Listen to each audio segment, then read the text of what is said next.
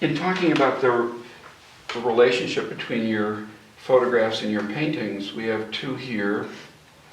And what I'm seeing is the textures and the colors and the vertical lines are mirrored in the photograph in the dresses. And this is outside the cocina of the place where you stayed. The kitchen of, not where I stayed, but of an 80-year-old couple I became very friendly with. And you have geometric shapes in your painting, and which have depth. And I also see depth in your photograph. Let me ask you, as a photographer, how much you crop and how much you work on these photographs, or how much are they as they come out of the camera? Pretty much as they come out of the camera. I crop if I see some interfering things. That's about all I do. And then I visually might sharpen or do a black point. I don't have too much of I'm a self-taught photographer, digital photographer.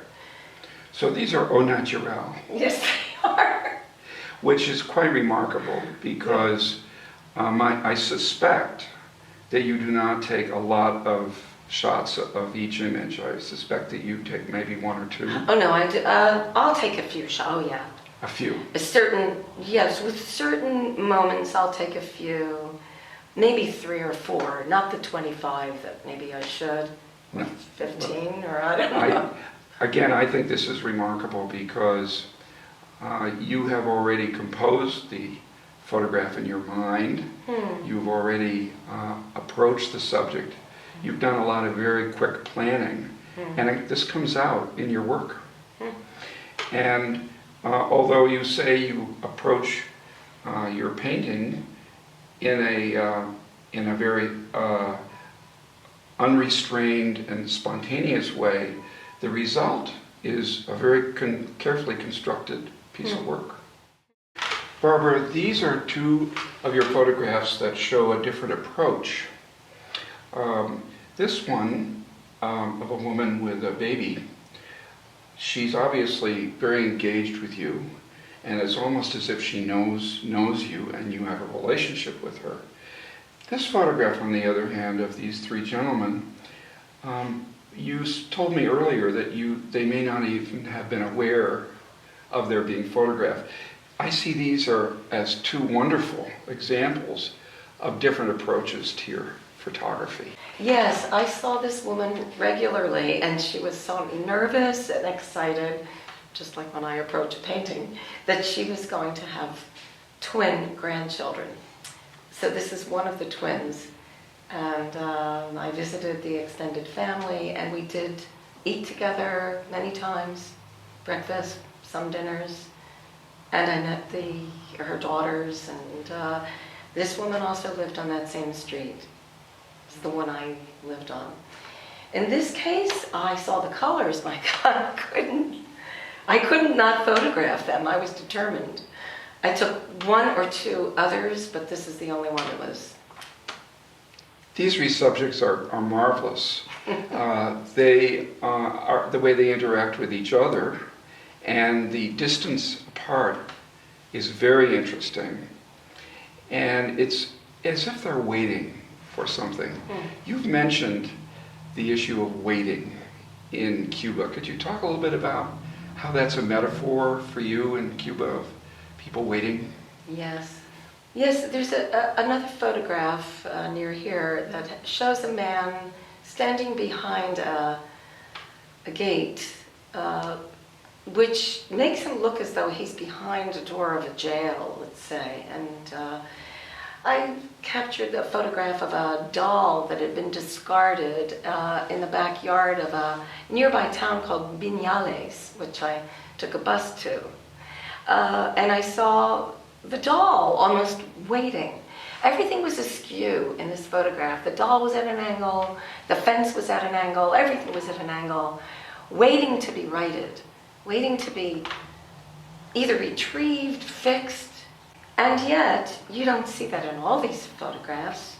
This is a very compact picture. These people, these young guys, probably represent what we see in so many countries throughout the Yes. world, including the United States, the unemployment I situation. think we could see these several blocks away. We could see these young men Easily. waiting, perhaps outside a convenience store.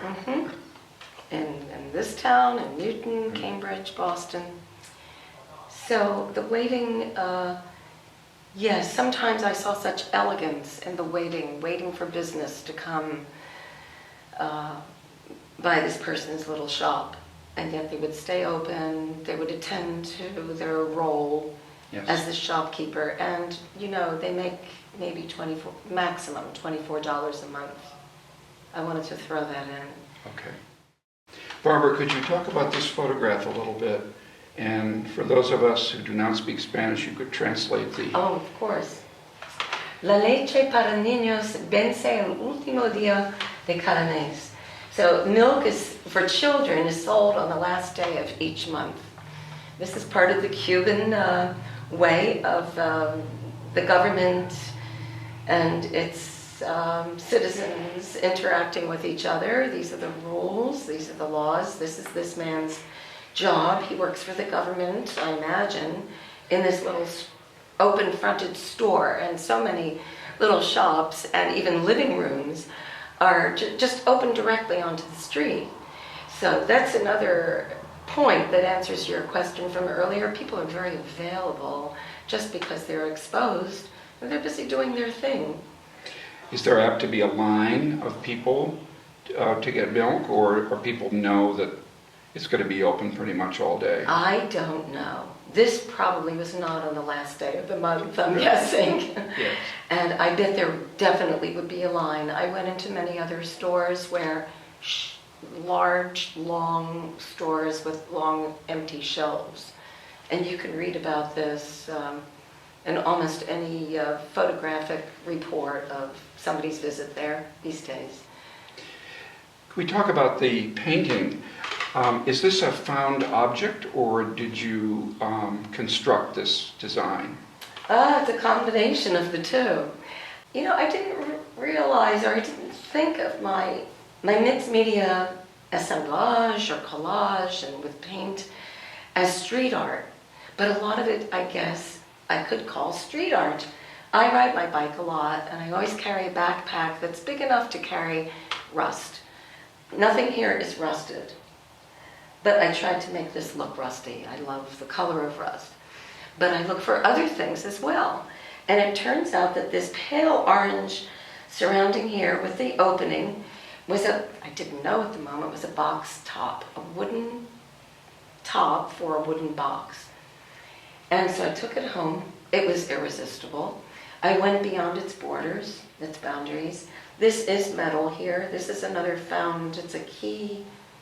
You probably know the word for it. It covers the keyholes for a door. Piece that covers the keyhole. Paper from an attempted print, pieces of wood that I found around my house. This is leftover, what do you call that, from a painter friend of mine who's also a carpenter. So I'm seeing again, the geometric forms and the composition of what you chose. You've really, by choosing it, you really made it yourself by selecting it and looking at it. I'm seeing a lot of similarities between the composition of that painting with some of your photographs, particularly this one. They don't seem to be alike at first glance, but your sensibilities that have you choose this particular man and this particular image, to me, speak to each other. And the photograph is kind of split in half, or maybe thirds, horizontally, and this is also split in half. So I just saw that because you've been talking about this. Could we go back to the exhibit in Havana that you're going to have, in March? What are your feelings about going back to Cuba and having an exhibit of your work in Cuba? How does it make you feel? Very complicated. I want to have any person I photographed at the show. I want to print. How am I going to find these people? Some people, of course, I do know, and I know I did visit a small town. I know I can find the woman who's sitting in the chair, and another photo we'll look at soon. And I want to give them the photos and invite them to the reception. That's a really nice thought to do that. Chances are, I would guess, that many of these people have never been the subject of photographs that are in a show. That would be my guess. Do you think that's probably true? I'm sure you're right. Well, I thought I knew a lot about you, but I've learned a lot more Really? in this particular interview, and it's quite remarkable. One, because of your energy. You mentioned that you ride a bicycle. Oh, yeah.